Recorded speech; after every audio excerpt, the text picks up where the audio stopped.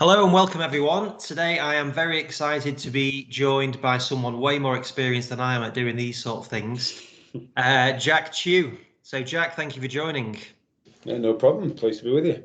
So I was trying to work out what to call you before this. So I've come up with this and you've accepted it, physiotherapist and entrepreneur. I think they're both accurate. Yeah, called many things, many worse. So I'll go with that. That's fine. No, great. No, thanks for joining this. I've been monitoring your work on this for a long time, and albeit this is something that I've wanted to do for ages, it's good to see that someone that's been kind of pioneering this stuff for a long time, a lot longer than all of the pandemic's been going on for. So we'll get into that later on.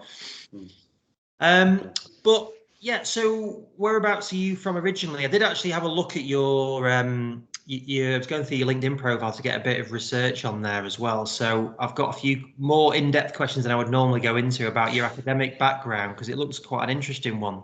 Okay.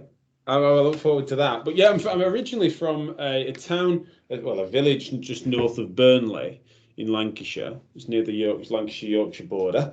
That's where I was born and raised. But I now live in a village just by Altrincham in Cheshire.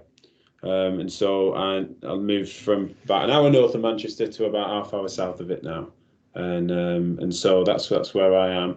I'm fascinated now, and it's one of them LinkedIn profiles. How often do you update them, and what gremlins are you going to uncover from looking into that? Yeah, no, I don't think it was any. It's nothing bad. But what I could look at, so it's like you've got very good A-level grade, GCSE grades, and what it looks like for me is that you had a real pathway in terms of what you wanted to do early on. So I'm interested to know if that is the case. Did you have a plan of going into medicine?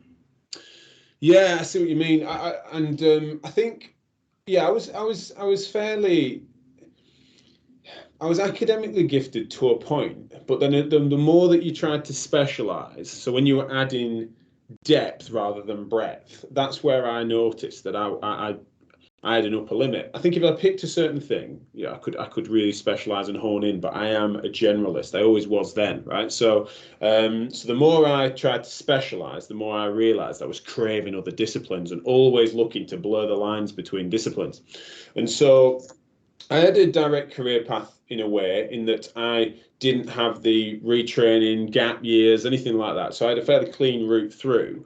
But I think that academically, and where I ended up in physiotherapy, I ended up with a really interesting mix where I did my A-levels, and I did 4 A-levels. I did biology, PE, media and marketing, and so English language, right? Because I was absolutely torn, right? I was going to be a physio, or I was going to be a journalist. And I just, at that point, couldn't decide. Did my A-levels. Eventually, I needed to get stuck into deciding, and went into physio. I mean, what is it? Within what felt like minutes of being a physio, I then coined what is a physio journalist, right? I start broadcasting, I start commentating on them. And I think had I gone the other way, had I gone into journalism, I'd have been a science writer, I'd have been a health writer, I'd have probably ended up being interested in rehabilitation and injury. You know, it's just amusing because I never actually needed to decide, did I? Like, there was only briefly I needed to decide to pick a degree. But once again, that's another example of just blurring the lines between. I'm always interested in people parameterizing certain disciplines. I'm like, nah, they're false borders. And so that's what's been my story. And I think from the off, really, when you look back to my sort of schooling and that, I am just sort of a proud generalist. Yeah, I mean, I suppose those two things, they're sort of very different, but again, you kind of merging those two areas. So why do you think you were so keen on like either journalism or physio? I'm obsessed, and kind of always have been with questions, and I'm fearful that my kids are going to be the same. I am the kid that never stopped asking why, and still doesn't. You know, hopefully my questions have become a little more sophisticated than just why, but I am just obsessed with it. And I think what's interesting is physiotherapy and my wing of it in MSK rehabilitation.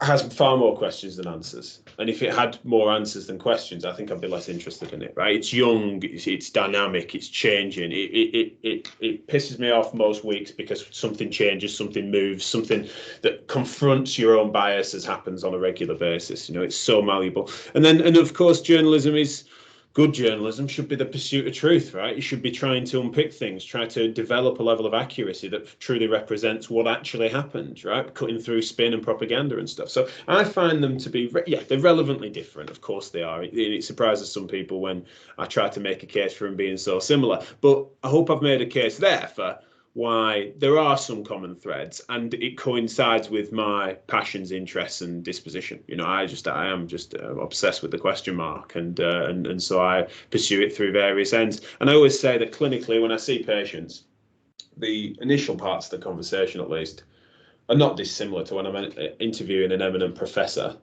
or I'm discussing something in a B2B business type meeting. It's like fundamentally I'm sat in front of someone who knows what they know and I know what I know, and I just want to try and see how I might be able to help, what solutions we could come to together, and what I want to know what they know and try to elicit that for whatever audience might be appropriate. I don't find that it's a bit like that blurring of boundaries again. I never find these things that different, to be honest, and so I just see I'm good at, I think maybe good at spotting commonalities. When people think that that's quite different, think, oh, that's a very different hat to wear. It's like, no, actually, I don't think so. I find it similar, but I'm just very, very fortunate to have developed something that suits my character.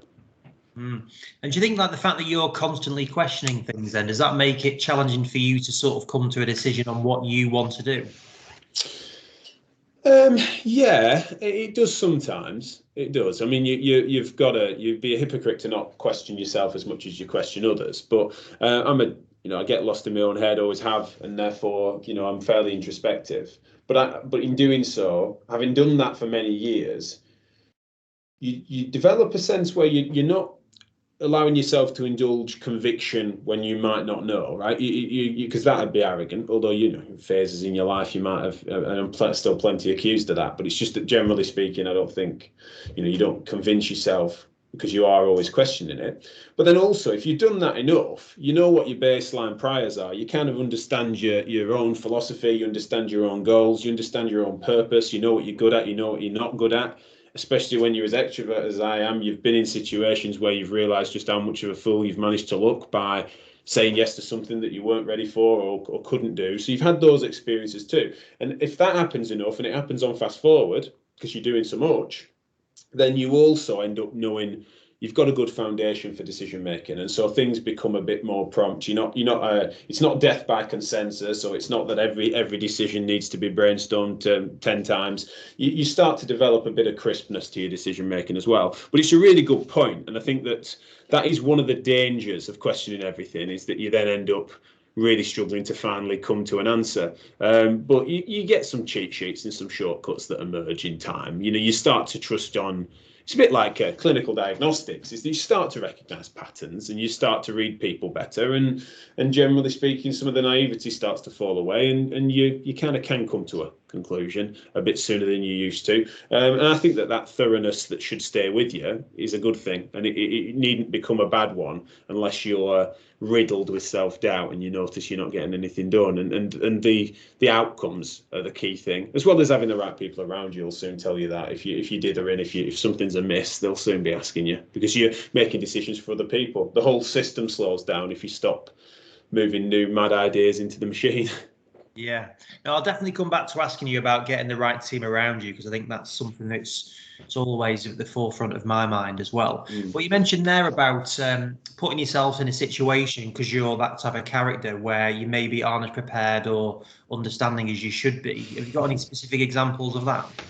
Yeah, no, I think because I have voice, will travel, and also have a clinical skill set that's fairly versatile. I suppose it's, give a specific example. What would be a good specific example?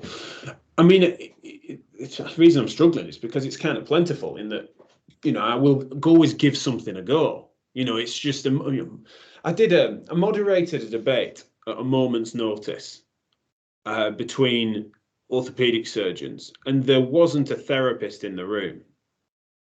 And they wanted the debate moderator that had pulled out was someone that was just going to almost administrate the debate. But I didn't know that necessarily, right? And the debates, when I moderate debates and stuff, I don't get involved. I don't end up picking a side, but I ask pointed devil's advocacy style questions. I follow up and challenge either side of the panel. And the event organisers and the panelists did not see that coming. And so I ended up delivering what I think, I mean, the audience enjoyed it, but the organisers, and therefore the paymasters, as well as the panelists themselves, the surgeons, who, it's a very agreeable industry anyway, but some of the surgeons, the only therapists they've met, have doffed their cap to them on the corridor, so who the hell am I? And so that was a mistake. I can't regret it because I know how it happened, but now I will ask, about everything from the tone, the tenor, what your expectations are. If they're then described with, like, you just administer a debate, it's like, well, you don't need me, then I just opt out of it because I can't be myself. I'll just sit there on my hands whilst if the surgeons are saying something that I want to challenge, I need to find a way to challenge it. And I feel as a moderator, I still could do that without biasing it because I'm about to do the same to the other side. So that's one example where I've said yes to something on a moment's notice when most people would be like, what, in 10 minutes, 15 minutes? No, get lost. Whereas for me, it's just like, yeah, no worries. Stage and a microphone, sign me up. But it has then gone awry at times. So I hope that's a specific enough example, but it is one of many. No, that's a good one. I guess that's the journalism as well, isn't it? That you're always trying to sort of delve into things. So no, I think it's good. Yeah, I mean, ultimately, I guess people want something that's interesting to listen to. So, well, I said the audience enjoyed it, but yeah, I don't think that recording saw the light of day because at least a couple of the 4 surgeons were just not expecting challenge, or if they were expecting challenge from their colleagues at the other side of the debate. Just so to me, they just didn't. Who am I to do that? Especially I'd literally just had a chance to quickly shake their hand and say, hi, I'm the stand-in. So maybe it wasn't my most subtle moment. No, very good. So, and then in terms of when you decide to do physio, and you went to Nottingham, is that right? Yes, University of Nottingham. And So why'd I pick that? I thought you might ask that. I look at where did I apply to go to university? I asked a few questions of a good friend of my mum's, and she'd moved to New Zealand by this point, but was a fairly eminent physio. I think more in like the respiratory game, but I think my mum had asked, I had asked my mum to ask as to what are the good physio schools in the UK and stuff. And I remember she'd mentioned, and this stood the test since really, is that she said Nottingham, Birmingham and Cardiff, she said she considered to be best in class. And I liked that answer because I really needed to move away from where I grew up, and so I didn't want to. I just automatically looked past Leeds, past Manchester, and Liverpool. I just needed to go further afield, and so I picked those ones. I applied for Nottingham, applied for Birmingham, applied for Cardiff, and then I applied for Southampton because I fancied being on the coast, and then I can't remember where else, but it was just definitely like away. And Nottingham was one of those that had been recommended to me. And I did enjoy it when I went down there for interview. And so it just seemed to fit. A few things that stop it being perfect from my uni experience. But as far as a clinical course goes, no regrets there. And it's a small one as well. I think that mattered. That helped me. Especially I got myself into some scrapes. And it helped me that the faculty knew each person. If I'd have been in a school of north of 100 per cohort, then I don't think I'd have made it through for various reasons. Whereas by the dropouts and that, I bet we had 40 in our cohort, and that helped no end for me. And so I'm glad I went there, and I've taught there since, and I've got a lot of time. I've got a lot of time for that school, and I know it's going on. It's coming on leaps and bounds, modernising as well, which is great. Why do you think you'd thrive better in that smaller group then? Well, it's more that, I got myself into some bother for a few reasons, and that the staff knew me enough to vouch for me, right? So on a surface level, it'd be like I'd make a mistake that if they didn't know me, it just, on a surface level, it looks like he's a clown. We need him out. He's, it's unprofessional. He can't be trusted. And fortunately, because it was a smaller cohort, I think there was some staff that knew me enough to think, rough, more of a bit arrogant to say it of yourself, but a kind of rough diamond type thing. It was that there's something there. He's worth. We're not letting that slide. It needs to improve, but they seem to vouch for me, and I think they wouldn't have taken that risk, I don't think, if it had been larger. And so I think that's just a fortuitous thing, really. It's not as if I picked it because it was a small cohort because I knew I was going to test that boundary. I just mean that in hindsight, when I look back and I look at the opportunities and I look at the forgiveness and I look at what leeway I was given in certain circumstances by certain members of the faculty, they needed to know me and they needed to think, there's something in this. He's worth us helping him over the line for a degree for. And so I think that's why. Yeah, that's interesting. I was actually chatting with one of my colleagues because we had on Professor Graham Smith. I spoke to him this weekend. Yeah. We were talking about sports therapy, and it was really, I found it so interesting. He was telling me about why it started and so on. Well, in terms of that, then, from a physiotherapy perspective, for the general people who aren't in this area, people will be thinking physio. They kind of associate it with sports injuries, don't they? General think. What's your views on physio versus, say, sports therapy, sports rehab, and the positions that they play? Yeah, I think it is interesting, and certainly Graham's insights into that. There's some of my favourites as well because of his journey and his story and his pioneering of splintering. I've become, my biggest thing to put in play really is I've become a real vocal advocate for what we call competence-based recruitment, and so I've become a ally of sensible and sane chiro, sports therapists, osteopaths, sports rehabbers, podiatrists. I make a case that the flavour of the certificate on our walls should matter less and less. We draw from the same evidence base, and that yes, there's some interesting history and legacy that I am not ignoring. There's also some dirty tactics that have occurred across different disciplines to keep others down, and I don't like that. And it's not as if I'm trying to whitewash that history, but I mean, right now, I just care increasingly less about exactly what it is that you call yourself. And so I think what's interesting is that physiotherapy's got a lot to answer for in the MSK and sports world because of the fact that it is such a more generalised degree than, say, sports therapy and sports rehab. But then also there is a relevant amount to say about the fact that we get a better, I would argue, better baseline with regards to neurorespiratory and some of the other more subtle soft skills that you have to require to get in amongst it and do your 1,000 hours within the health service, So it's sometimes I hear, not Graham, by the way, but I sometimes hear others that sometimes want to dismiss some of that as if that was wasted time. But I always think that, I remember thinking it was wasted time when I was studying plant enzymes in biology at A level. And it wasn't, was it? Because understanding how things denature under certain circumstances and understanding, if I hadn't learned that, I wouldn't have been as good at learning about chemoreceptors when I needed to understand about pain physiology. So it's like sometimes people think that physiotherapy degrees, it's like, look at all that wasted time that isn't MSK. And I think that's clumsy. But then similarly, if you don't have a good postgraduate pathway, and by that I don't mean academically, because I'd be a hypocrite if I said that.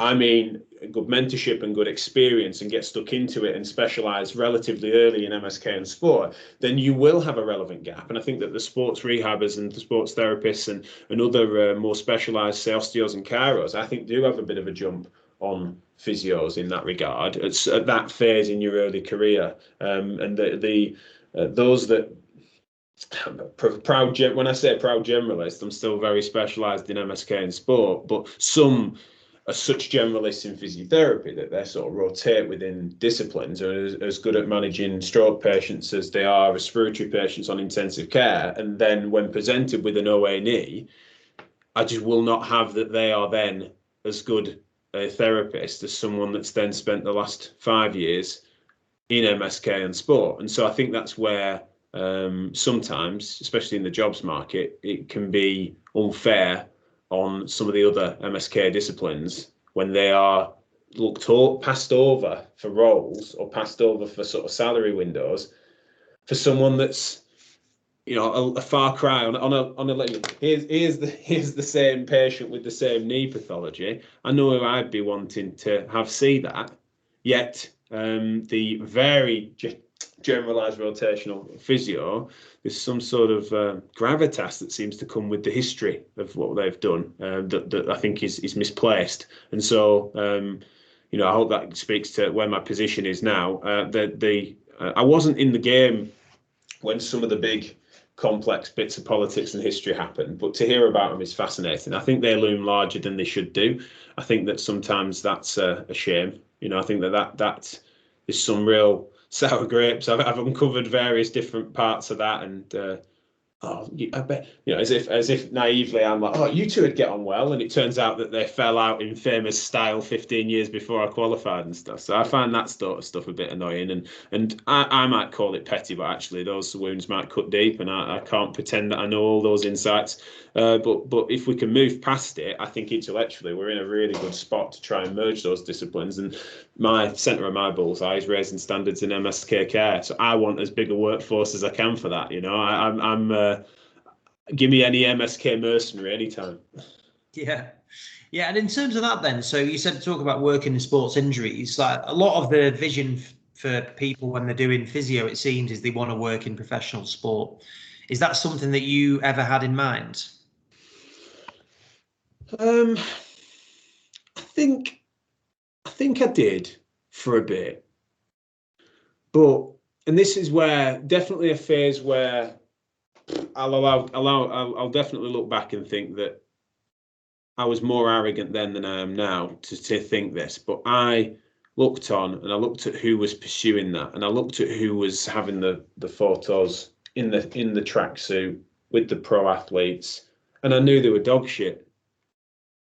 And so it was kind of helpful for me to look on and go, oh, that's smoke and mirrors. That's him and his mate have shook the right, his dad's best friend's cousin's dog got him in that club, and he don't get paid, but he gets paid in a tracksuit, and then he rubs that West Ham second teamer's calves. It doesn't tell us anything about his quality, does it? So I then pursued what I felt was a credible career, learning my trade under decent thinkers and making myself accountable to my own knowledge. Like, why do I think that and stuff? And so then when I realized there's some brilliant therapists in that world, of course there are, and there's a great case that the cream rises to the top, right? There's no imposters running the show at the top of these elite institutions, right? Of course there isn't. They'd never get away with it. But because of that craving that many have, there is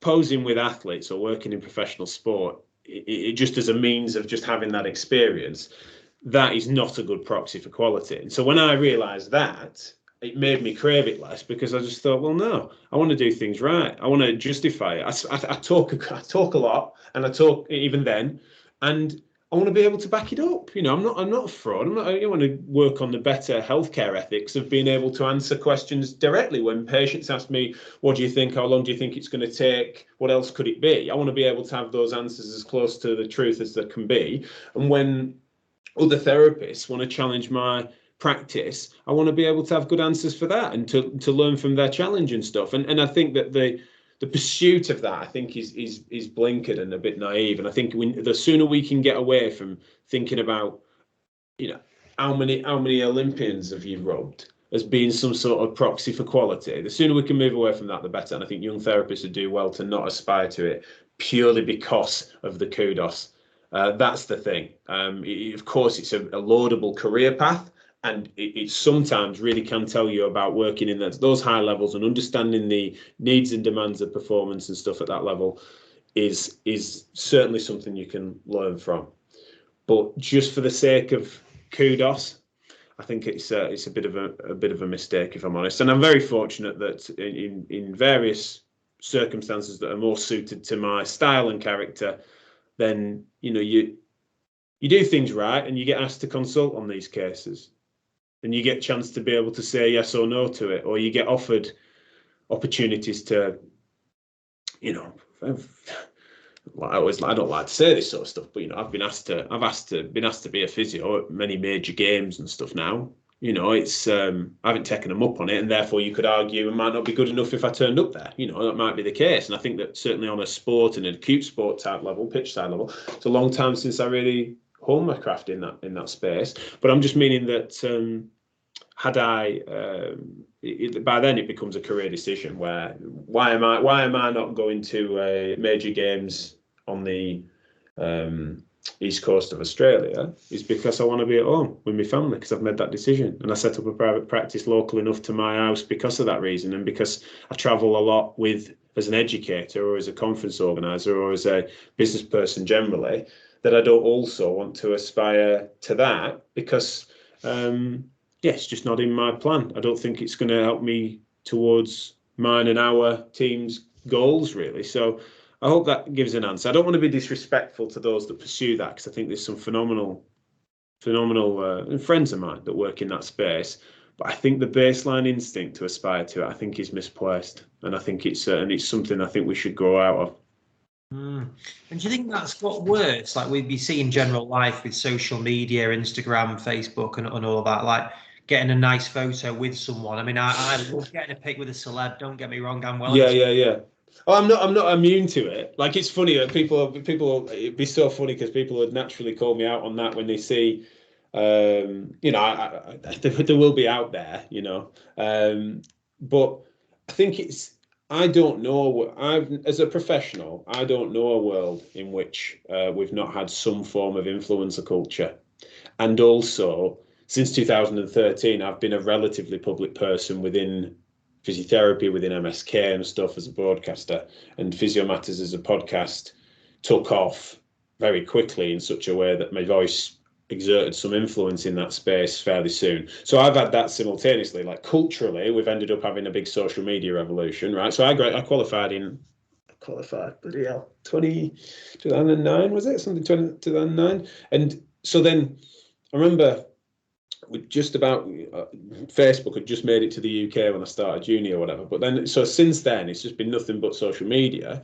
And then into professionally, I've been using social media to affect since 2013. And so I don't know a world that's different, but I think that a version of that, and apparently it was always like that before, that's what people said, before social media still said, oh, he's a good physio, he worked for Bolton Wanderers, or he's a good physio, and he worked at, I remember growing up, before I was a physio and stuff, it's like, he worked at Burnley. And I remember at the time being like, Burnley is shit. And there's second division at the time. I was like a bit surprised. That was rude of me, because he might have been a brilliant physio, but what I was meaning is, what's that meant to tell me? I remember at the time thinking, well, why?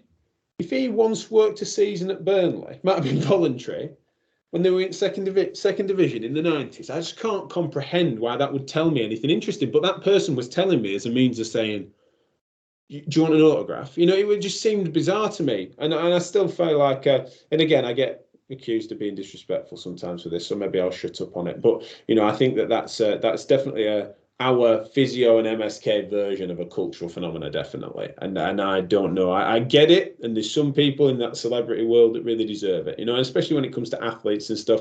Rub shoulders with some great athletes. Recently, we covered and I spoke at the Arnold Sports Festival.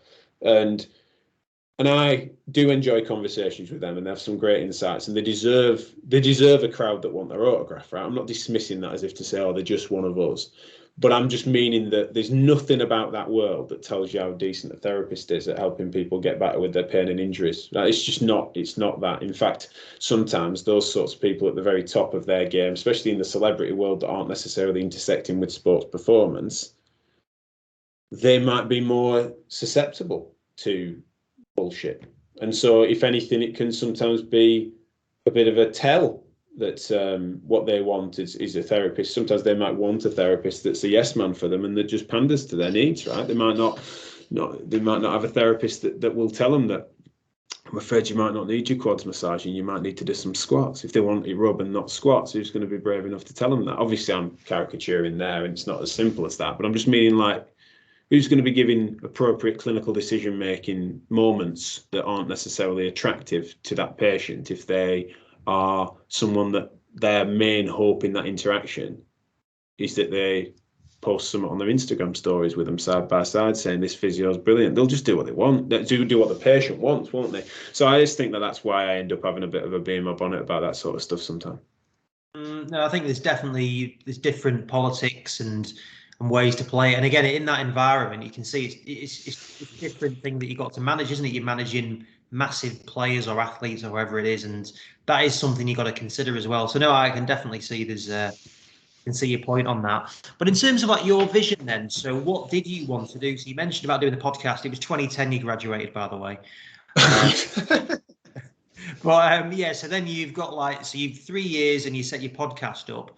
But what do you like? What was your vision when you were coming out of university?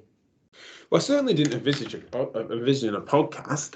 And I think when I graduated, I needed to just, at the heart of it, really, I graduated and a lot of my friends went off and tried to find themselves on a beach in Fiji on the lash, and I needed to not do that. I could tell that I needed to close a chapter on student life, and so I applied for jobs wherever I could find them, and I needed to have something that was sort of a base security job. And I got one of only 3 full-time rotational jobs at the time. It was into a jobs crisis in the NHS, but it was in Margate in Kent, about as far away from me as could be really at the time. But it's just that then there wasn't a clinical vision, certainly, as I graduated. It was just about, right, I needed to consolidate and try and get my act together life-wise. I needed to just get into a tempo of working full-time, and I needed to just see how that felt and see what it meant to be a professional and see how to go about that. That was the priority number one.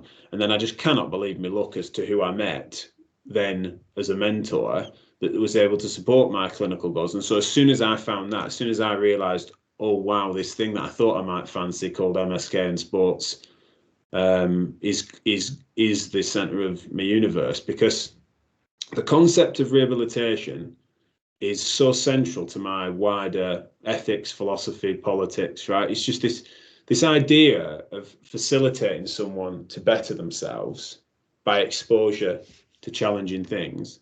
I'm just well into that, right? It's not like an overarching philosophy. It's not me implying that everyone can do that on every little unit of thing in their life, but it's just like there's a general central tenet.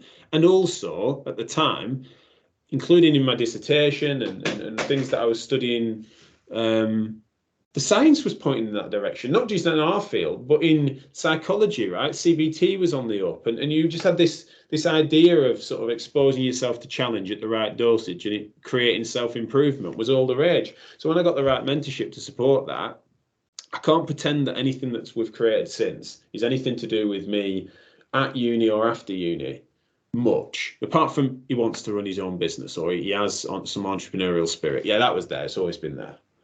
But the specifics of it, not at all. But a couple of years in, I then paid enough attention to the industry to say, wow, no one's really asking any challenging questions because it's so agreeable, because people in healthcare skew to being the more empathetic, and rightly so. But what they're doing with that is they're then thinking that to ask a challenging question which would actually raise standards in both that conversation and in the wider industry, they're opting out of that just as a means of being what? Nice.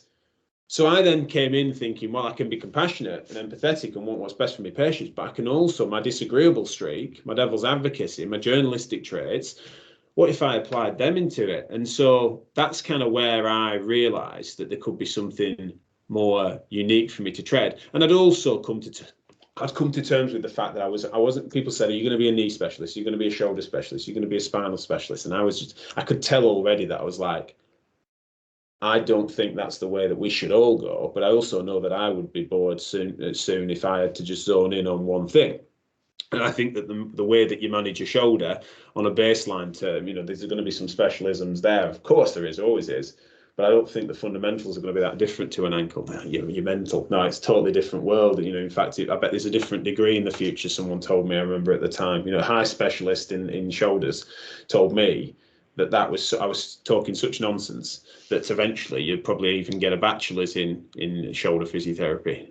I think I've ended up being right on this, whereby fundamentally your base principles mean that if you spoke to Joe Gibson about one of the most eminent shoulder specialists in the world, bet she'd talk about what's specific about the shoulder and what's relevant to her specialism, but she'd certainly say that the majority of it is something that you could apply to an ankle as well. And so I think I've been proven right there.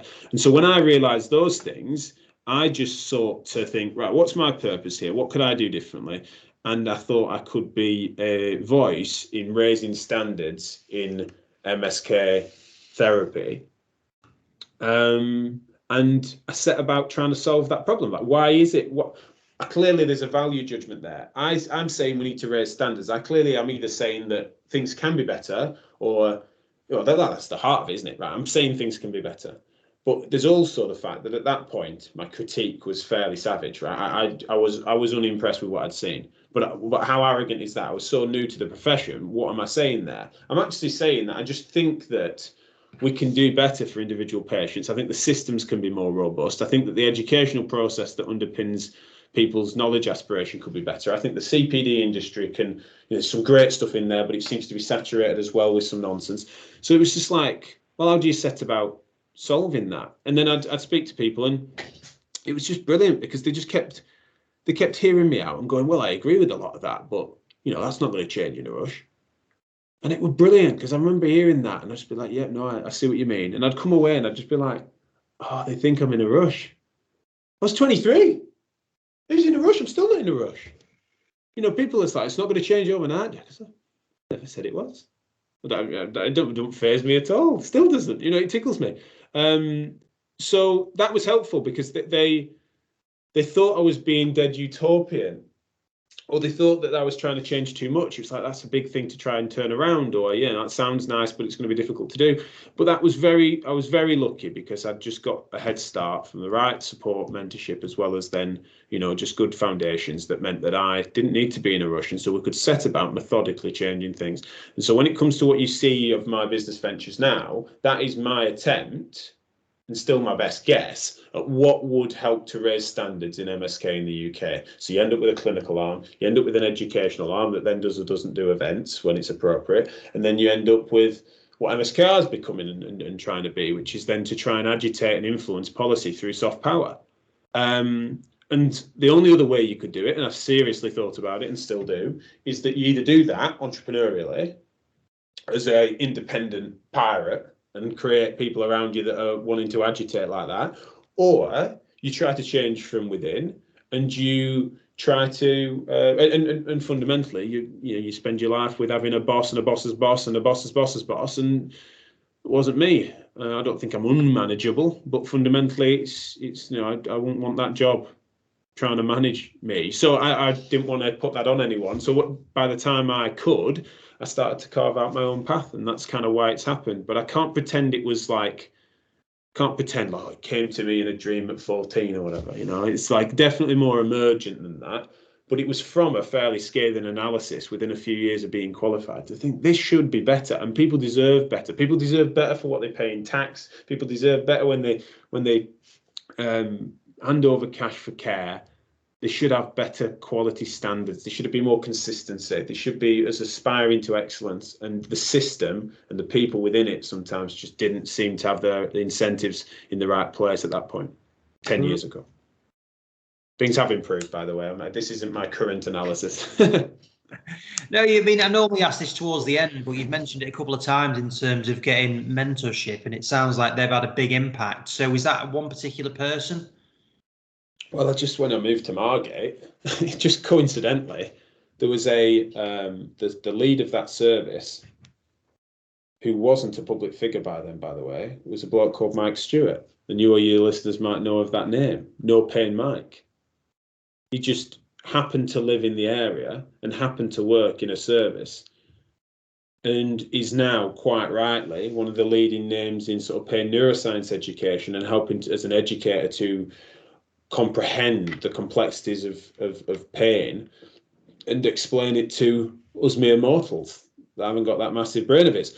But do you think about that? So that was before he was an educator in that sense. He was a practice-based educator doing a lot locally and stuff. And so it's nothing but good luck, that, isn't it? So I turn up in the seaside town, a long way from where I grew up, with a funny accent. They kept asking me for a translator, and me direct lead there was Mike Stewart, who also was willing to stay after hours for me to pull on his shirt and ask why and just challenge it. Like, I was just so awkward, but I was just like, I'm essentially just like, that can't be the case, Mike. You know, if there's a tear in the hamstring, the pain why would the pain not be related directly to the size of the tear at the time and afterwards? And why wouldn't that be the center of the bullseye? Why wouldn't then healing that tear be everything we care about? And he'd just be like, well, why wouldn't it heal? You know, what's the metabolic problem that this patient's got? Why would that not heal all right? Oh, okay. So it would just be this, he'd be willing to be devil's advocate with me as I was doing with him. And he just afforded me that time after hours. And I had nothing else to do, right? It was just like a single bloke in Margate in a new job and stuff. I wasn't single for long.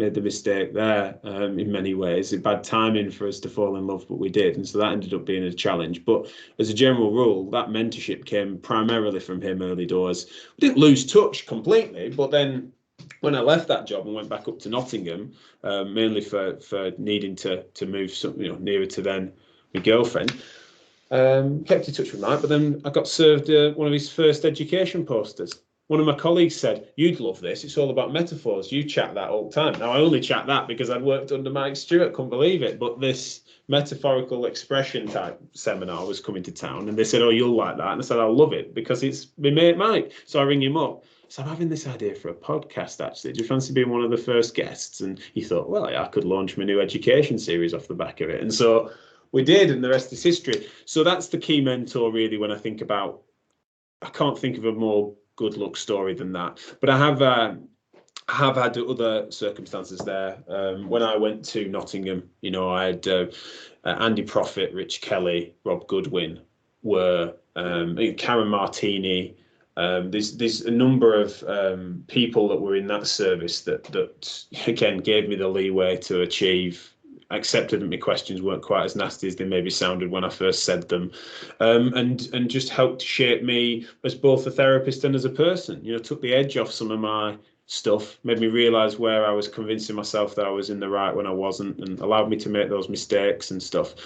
So yeah, that really helped. But not all of it, good luck. You know, a lot of just brilliant people that I ended up encountering, and then later in my career, I feel like it's been some luck and some judgment as to where I've ended up working, but people like Heather Watson and Paula Deacon, as well as then, fortunately, making friends with some of my podcast interview guests means that you something rubs off on you when you speak to various different, the who's who of MSK and stuff. So, but yeah, I'd say that the names I've mentioned are the primaries, and you need to take your chances when they present themselves. But God, can you believe it? Seaside town in Kent, and Mike Stewart sat at that desk like, couldn't believe it.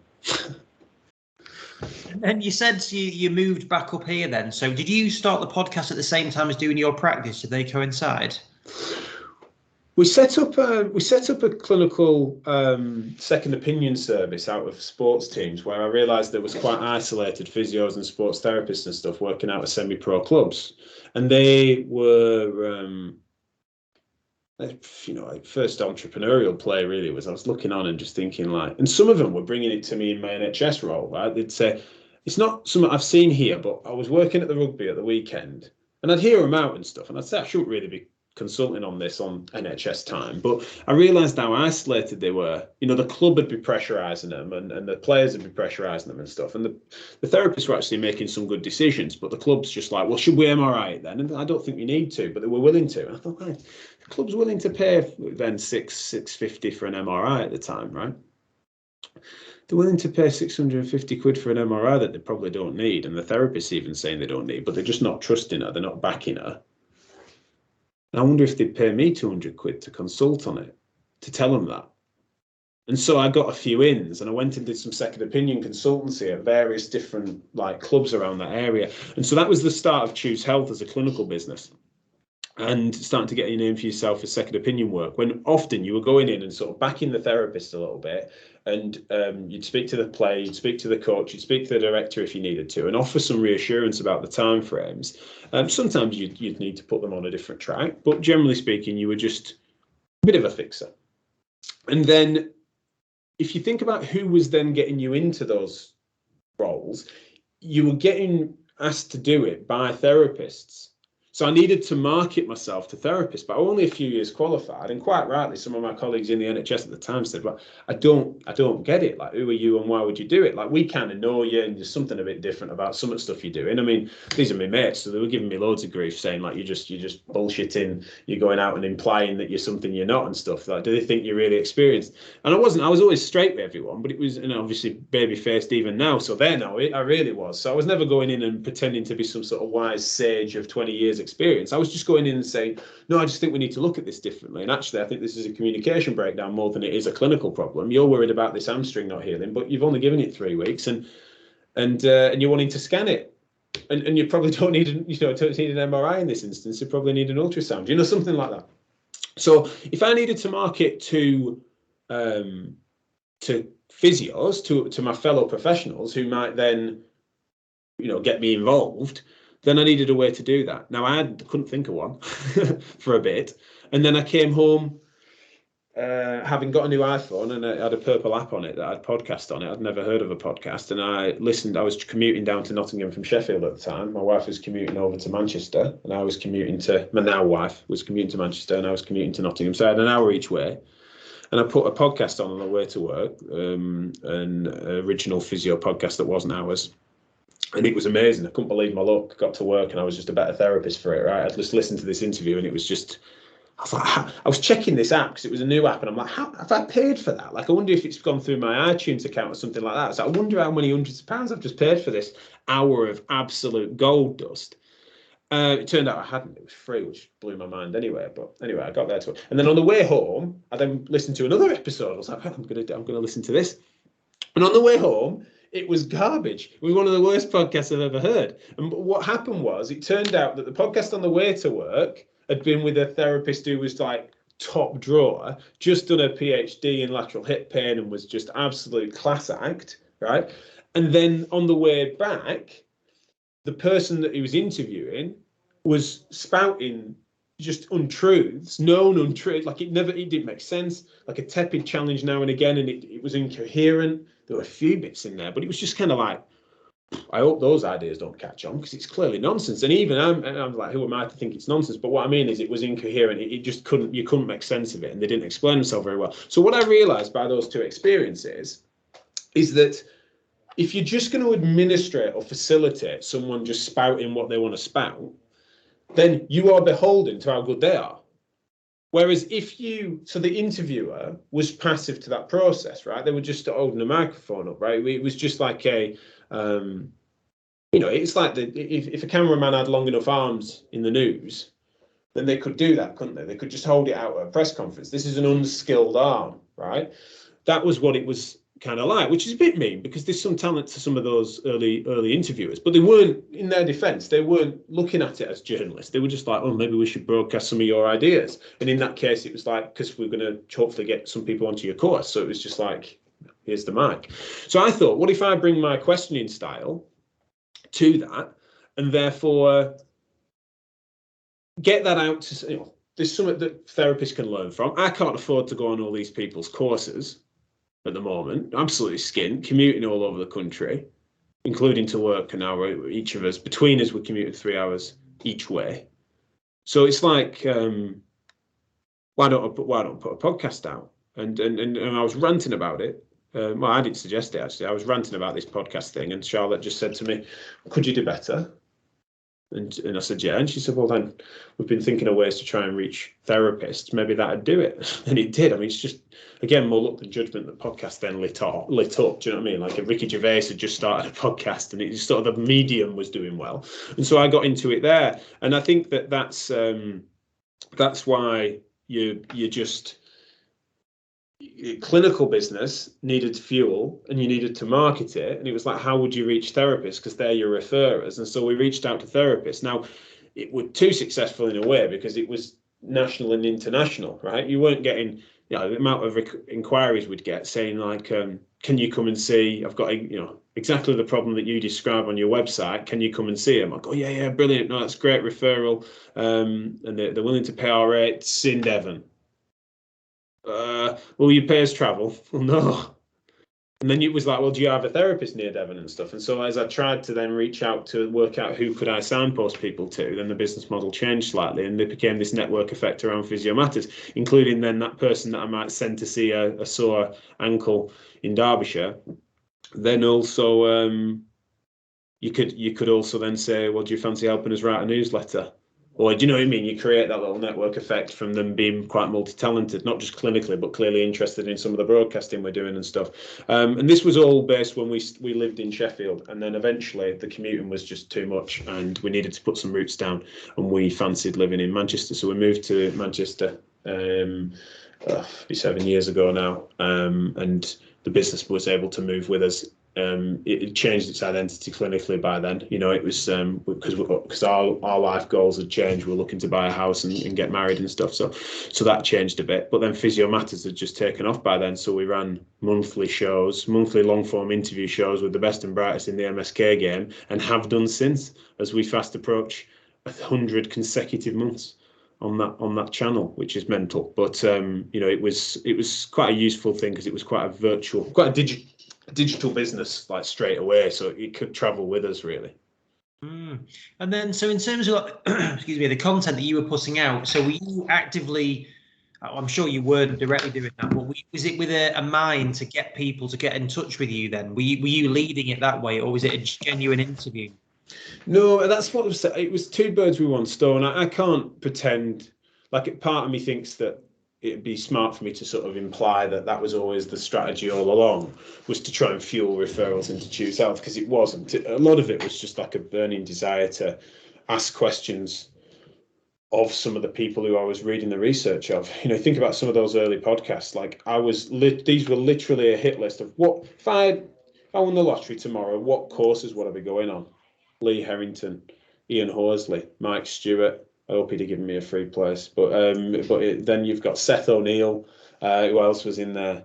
I think Joe Gibson will have been an early one. You know, just, of course I couldn't afford to go on. If I was on those courses, which I occasionally would go to a course or a conference and stuff, I'd be the shadow at the front row asking awkward questions at the end, like just hogging the mic to try and poke into some of their ideas and say, well, your Spanish nemesis thinks this. What do you think of that then? You know, because I'd want to understand how robust their idea was compared to a counter narrative about the same thing, right? I always cared about that. So then that was kind of the big driver for Physio Matters. I thought, I wonder if people are interested, as I am, in that being elicited from these people, like them being challenged, but in a way that I certainly never fell out with any of these people. It's not like I was being a pest. It was more that just eliciting things by journalistic questions and good interviewing and stuff. Being not quite Paxman, but not being Alan Carr when it comes to interviewing, right? You know, just like that's maybe a mad spectrum, isn't it, between like obnoxious probing from Paxman and like giddy administrative interviewing from Carr, right? It's just like, it's got to be somewhere in between, surely, or being more Paxman than sort of just administrating an interview. So that's kind of what it was. It wasn't, but it did naturally expose me and our brands to therapists, which we did need to sell to, both at the time and since, you know, as a business level. But remembering, of course, that these things were free. So when we're celebrating Physio Matters taking off and we're getting thousands and then tens of thousands of and it's become millions of downloads, you're celebrating, but you're also wondering, like, you know, am I that guy that's made, have I made education too free, too accessible? Have I actually decimated an industry of which I should really be trying to make money from, because of all the time it's taken and the infrastructure and the costs and the bandwidth that you're asking of and stuff. So, you know, that's riddled me all my career, and I'll never know the answer to it. But that's one of the things that happened, is these are taking off, but they're not commercially taking off yet. You know, our free stuff was doing brilliantly, you know, so, you know, that was always something that haunted me. And then, so on that lines, then, there wasn't really a strategy in terms of, right, we're going to try and commercialize certain aspects, because I think it's one thing that you hear from loads of really successful business people, is you do something that's good quality, people want, and then naturally good things should come from it. What's your thoughts on that? Yeah, I think that as a general rule does work. You know, if you concentrate on a specialized and focused product, and then you can sometimes then worry about monetizing it afterwards, or or not necessarily monetizing that product, but something good will come of those relationships because you really concentrated and focused on something. That does stand true. I think one of the things that I did, and you know, it's hard to know at this point in the final analysis. I hope I'll never regret it, but there's been phases, especially when the pandemic loomed, that I certainly was in massive regret of having been. I knew there were obvious routes to monetizing various things, but again, because I wasn't in a rush. I just wasn't. I struggle to be now. You know, your dynamics change, your circumstances change socially, and the world changes like a pandemic, which you didn't see coming. So you can't, you know, like I said, there might be regrets. And had we gone bankrupt last March, which was a very real thing that could have happened to us, then I'd have regretted not charging a penny a podcast, right? So, you know, there's always that. But I disagree when people say that you need to always have, like some people in business say, you know, you need an exit strategy in mind as soon as you get going, or you need to work out and commercialize every little corner of it and stuff. You need to keep them in the, you know, you shouldn't ignore it. But then similarly, some things are just passion projects in this game. You know, my stuff, there aren't crisp lines between my business self and myself. You know, it's just not that. I'm not that guy, right? As I said to you before, I'm a sado for being massively into rehab. Right, I just that it's like the core of my being, and that's not just like injury rehab, right? It's just that the act of rehabilitation, substance abuse or mental health or whatever. It's just like the act of getting someone better, and the fact that needs a dedicated and thoughtful therapist is powerful. So the fact that there ain't crisp lines between my passion projects and my business projects and stuff means that then I think sometimes some fun ideas get spoilt by being over commercial. But then, of course, in my next breath, I need to say some brilliant projects get spoilt by not being appropriately commercially minded. Right? There is a sweet spot, but in healthcare, especially in this country under a very public health system, you know, it's a constant tussle with your own healthcare ethics there. And I'm not saying it's easy, but I just don't like it when people imply one or the other, right? They want to imply that, like, don't worry about the money, it'll sort itself out. Naive. But then equally, those that are sort of saying, like, as soon as you're even in a brainstorm phase or something that you fancy doing with an hour of your time a week, you need to think about when you're going to press go on the. No, you probably don't need to do that, because sometimes that's not necessary for you to reach your goals, or that your reputation lifts enough for you to monetize some of your other labor. You know, that's the thing. You know, that's the thing with, you know, I'll never regret Physio Matters being free and early therapy lives being free, because, you know, fundamentally it's exposure, and that, you know, you commercialize it a different way. So, you know, that's where I do get a bit irritated sometimes when people almost think that there is a right answer to that. I'm not saying mine is, but I just kind of know that any end of that spectrum ends up being a bit too dogmatic, because it depends on the project, the person, the passions, the purpose, the time frame. You know, it's relevant that I did that in my 20s and I wouldn't have done it in my 40s, you know, and that when people in their 40s were criticizing me for some of that, or even lauding me for some of that, my age was relevant and my circumstances were relevant. The fact that I didn't have dependents was relevant. The fact that me and my wife weren't super material people that needed a bigger house or a car that even worked at that point mattered. You know, we put 100 quid in a piece to start Choose Health because we just kind of needed a logo and a basic website, and we went from there. And that matters as well. You know, the type of people we are and what we want from the world and our contribution to it, that is on us. And therefore, for us to suggest that that is the way is nonsense, because it's our way, and that people need to find their own, and we can't judge them for it, and we hope that people won't judge us for it, if that makes sense. No, it definitely does. And then in terms of therapy live, so like, how did that come about? Obviously, it was kind of, we know that the main reason in terms of like pandemic and so on, it went that way. But how did it? Was it something you'd been thinking about anyway? Yeah, in a way, we'd done some really successful in-person conferences where it would have been called Physio Matters Live, I imagine, but at the time we were doing the Big R's project, which became MSKReform, so our think tank on, and we were doing with Connect Health. But we'd done some really successful in-person events, and I was thinking, like, how could you create an educational atmosphere that then was more accessible across countries and stuff? You know, because the big costs that came from that weren't ticket sales. And you certainly couldn't make any money from those conferences from ticket sales. because everyone was having to pay for hotels, often the hotel of which the conference was at, which was a nice hotel. So you ended up being 150 quid a night plus your travel. Internationals wanted to come over, and so they had their flights.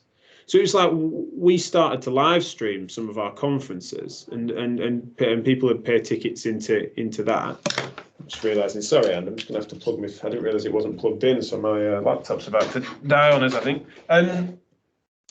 So what happened was that was happening obviously pre-pandemic. We'd already started live streaming certain conferences to people internationally. And so then I was thinking, prior to it happening, like, could we create some sort of hybrid events where whatever it is we did in person, including live broadcast, Physio Matters Podcast and stuff, could we start to do that? And so I'd already looked into some of the technologies. The nut that I couldn't crack was how could you get vendors and sponsors and stuff the appropriate exposure for them to get return from the eyeballs that we no doubt will be able to attract, right? As an educational venture, you could make sense of it, but could it be worthwhile for exhibitors?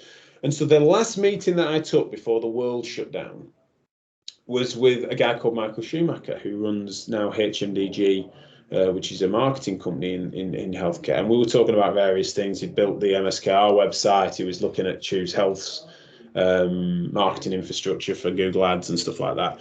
And so I told him about this, and he said, I bet you could, and if the world shuts down like we anticipate that it's about to, then it's not as much about the question as to how can you get parity for the exhibitors compared to their in-person shows, because the in-person shows won't happen. They're not going to do large gatherings. So this was quite good because we got ahead of this, right? So you imagine this is us talking about that late February, early March of 2020, meant that then when we started to look into it and we were able to, especially because the pandemic shut my practice as well as where we were at, and I'd just come off the back of 6 weeks paternity leave.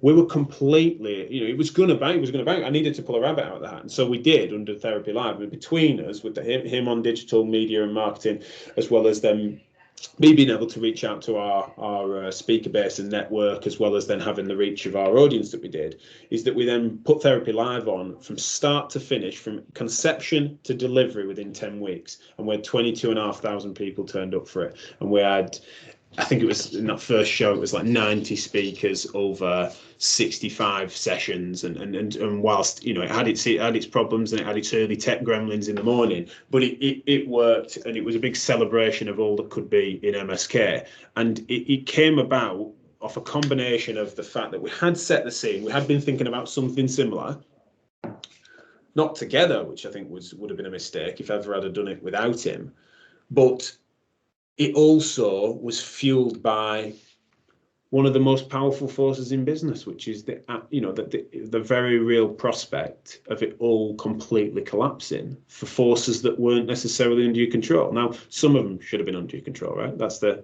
whole thing about, had that have completely folded us, and this conversation wasn't happening because I was in a different spot then I would have perhaps regretted then not monetizing products sooner. Do you know what I mean? So that's where we were at, which is funny. But we'd only recently put a lot of our capital into building a practice out of an old supermarket, so that comes at some costs. And that's our HQ, local to where I live. So I think that's where Therapy Live's story is funny. And I think it's documented some places, but yeah, it was a real roll of the dice from us, and it paid off, and it was great. It needs to adapt now, Therapy Live, but as far as for the pandemic goes, I think some of the most powerful testimonials we've had over the entirety of my career have come from therapists that otherwise felt lost and lonely in the pandemic, and really struggled to keep on top of their own learning, their own motivations and stuff. And so the way that they've interacted with Therapy Live and some of our other materials in the pandemic has been really quite powerful for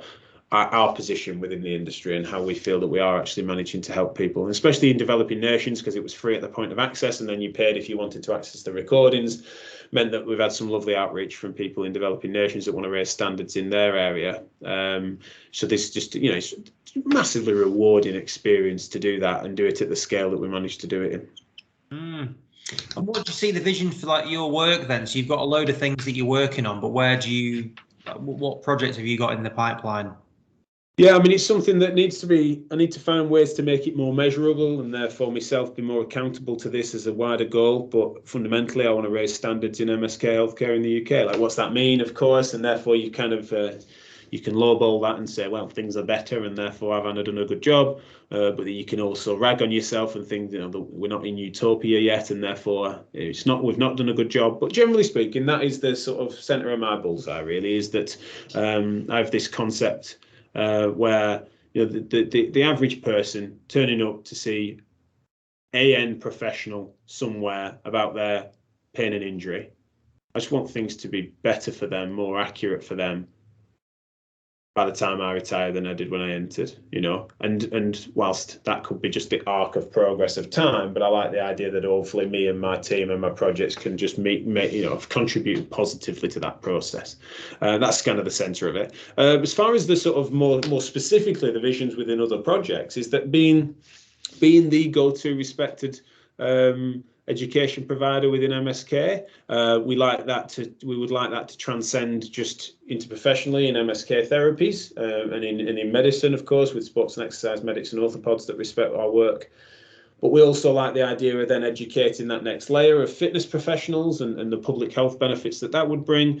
We're doing some more direct work with actual athletes themselves, as well as then Joe Public starting to interact with our materials because we have a clinic and through Choose Health and stuff. So we've got those layers of brands where Physio Matters has been speaking to therapists and we'll start to speak more to fitness professionals. But then you've also got a clinical brand that can help to translate some of that material for Joe Public and help them get better, and a clinical brand that can grow from that. So plans for sort of centres of excellence elsewhere in the country that's on the clinical side. And then education, that is just about making sure we keep an eye out for what's next, really. What's the market want? What doesn't it want? I think that there's been a massive saturation, including contributed to by us. In the last couple of years, naturally, because of the pandemic, everyone's been sat behind a screen producing content and stuff. So we were fortunate to have been doing that before, and so we moved quickly. But it means that now it's possibly getting a bit tired, and I don't want to contribute to that. I want to innovate again. Events, we need to find the sweet spot between hybrid events, in person and virtual. We're thinking about what that looks like. But then the wider vision is to continue to exert influence through soft power by having a trusted and loyal audience that are contributing to a feedback loop. Means that then what they want is then demanded of employers in a difficult market to recruit, right? So they have to raise their standards on pay, and they have to raise their standards on CPD provision, and they have to raise their standards on the system of efficiency of which each clinician works in. And if they don't, in a market where it's a buyer's market, they ain't going to recruit those therapists. If they don't recruit those therapists, they've got gaping holes in their services, they're going to struggle.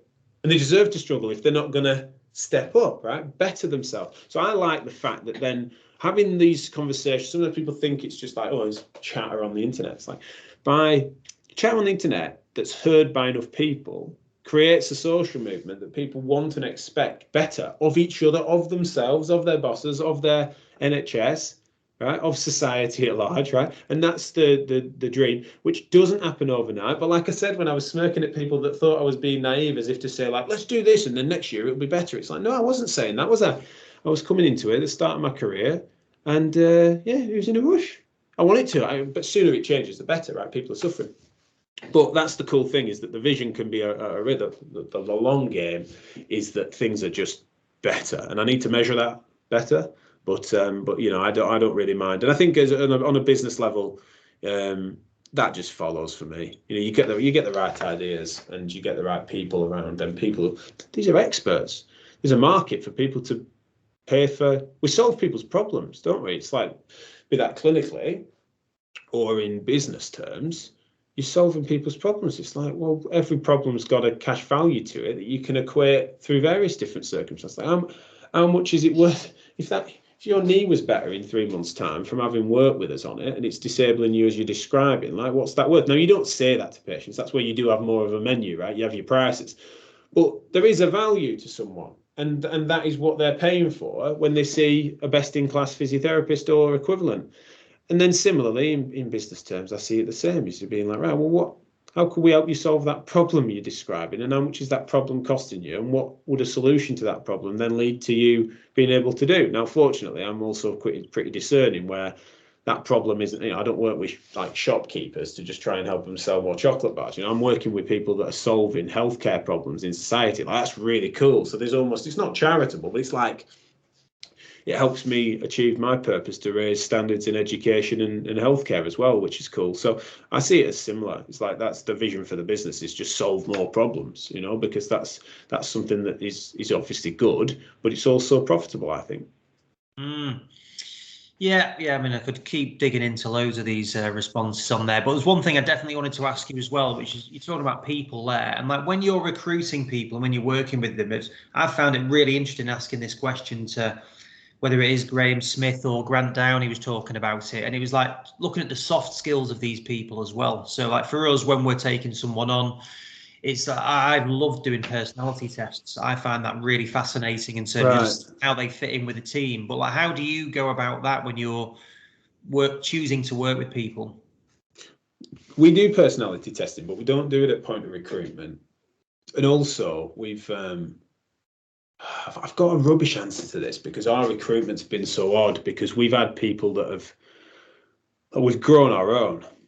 Jim, who runs Physio Matters now, volunteer in a salary position, and he might not want to admit to this, but what he describes as at least what it's aiming to be is his dream job. But he started off volunteering, to write some newsletters and to run a Twitter account and stuff like that. So we've grown our own. So we can't pretend that how we recruited him was the same. We recruited him because he was willing and keen and seemed to like our stuff, 7 years ago. And we've kind of got those stories, which is cool, because ours is a business that came from emergent projects. But now, when we're recruiting, you do a version of that, don't you? It might not be a formalized personality screening or testing, but you are trying to work out whether they're a good fit and whether or not, how compatible would they be and stuff. And I think that is central, which is what you're speaking to.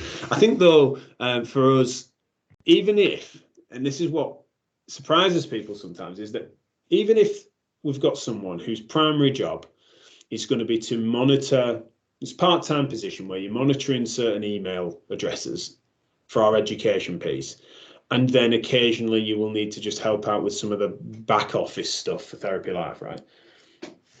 We end up, and we've got a thing where we get really brilliant clinicians doing that, and you'd think that would be quite inefficient, right? You'd think, well, that's an admin job, but the point is that they then become more versatile, right? They are the person that you can then train up to be a moderator at the next event. They're the person that then is honing their craft, that then they're exactly who we might say, well, we're thinking of opening up a Birmingham office. Do you fancy running it, right? You wouldn't do that if they were an administrator. They might be able to be a practice manager, but I think that there's something about therapists that are super versatile. And if you pick the right person and they're following the path that we want with regards to the philosophy, they care about it and stuff, is that there is something that can be done whereby you're using a clinician to do some administrative stuff because they get it on that raw level. And then when an inquiry comes in that's more specifically about something clinically or that needs that deeper insight into the MSK industry, they have that. And so that's that thing, that difference that I was speaking to before, where instead of administrative interviews or administrative moderating and stuff, and I'm not dismissing that, I'm just meaning it gets done.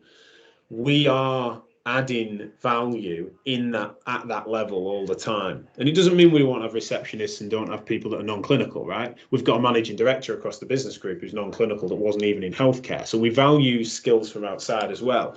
But when we're recruiting, which is different to most people, is we really value that high-end clinical skill, even if they're not going to be a clinical specialist for us, because we just think that they're going to have better questions and they're going to challenge us better as well. They're going to be less likely to go along with, if I go wrong or we go wrong on something and we're touting the wrong product or we're pursuing the wrong theories, we're not asking the right questions of people. We need a feedback loop internally that challenges them on that. And if they were someone that we've drafted in that isn't up to scratch clinically, they're less likely to challenge us on it. And so that's quite different. So the personality stuff that you're describing, I'm well into, but that's probably one thing that I would add that would be quite different to us. Yeah, no, I think it's a really good point. I can relate to it in the same way as people answering the phone. Like I've been answering the phone for throughout this period. It diverts to my mobile sometimes, and it's like you get clinical questions, and it's whoever's answering that phone needs to have a decent answer. Just saying, "Oh yeah, I'll get someone to call you back," doesn't always wash. So no, I think that's a really good point. But in terms of the personality test, that's another. We're the same. I much prefer organic, but as we're growing, like I'm genuinely, when I get a personality test through from someone, I'm like, oh God, I hope they meet what I want them to meet. So it's like you're almost like, oh God, I hope they, yes, brilliant, they've got it. So yeah, whether or not it actually defines if they get the job or not, it's more really about the interaction, I would say. Yeah, I think one of the things that's fun about ours is I put our staff on a table where you've got big 5 personality traits that get delineated, and then what we've noticed above all else, it's a nice mixed bag amongst the team, but most of them have got profiles that are weird, like myself, where it's just like there's stuff that you wouldn't normally couple. You just wouldn't expect those 2 traits, and so we have got a proper band of oddballs in a way, and I think we all identify as such. So I don't think my staff would be slighted by that. But yeah, our team, when you look at their personality dynamics and stuff, they just don't fit a decent trend because they just are quirky. And I think that they have to be quirky to be patient enough to have sort of persisted with us and to kind of get where it's at, because it is quite scatty and we've got many different projects that are happening. It seems a bit chaotic, but it seems to work as well. So that's one of the things I suppose I'd say to people is when you're recruiting and stuff, like tempting to try to think about who might be a perfect fit and be orderly, but you'd be surprised if you brought someone in that was sort of 80% there, but then the 20% of them was something quite quirky, like a quite relevant difference. Then yeah, we've had some great successes with that. People who've really surprised you, stepping up. You didn't see him as a leader that ends up being your best leader and stuff like that. Comes out of nowhere. You can't always read that. You've just got to give it a go. Great. No. Well, I really appreciate your time on that. I look forward to meeting some of your quirky teammates in the near future. But no, thank you very much for your time. I've really enjoyed it. Some great insights. And yeah, I will. Well, I'll see you not next week, but the week after anyway. So that's right. We're meeting in person. That'd be nice, mate. Yeah, thanks for having me and thanks for the questions. Though it's been great, and certainly you didn't uncover any skeletons in my LinkedIn profile that hasn't been updated for a while. Then that's good news. No, I'm definitely more Carl than Paxman. No, that's brilliant. No, thanks a lot, mate. Take care. Good man. Cheers. Thanks.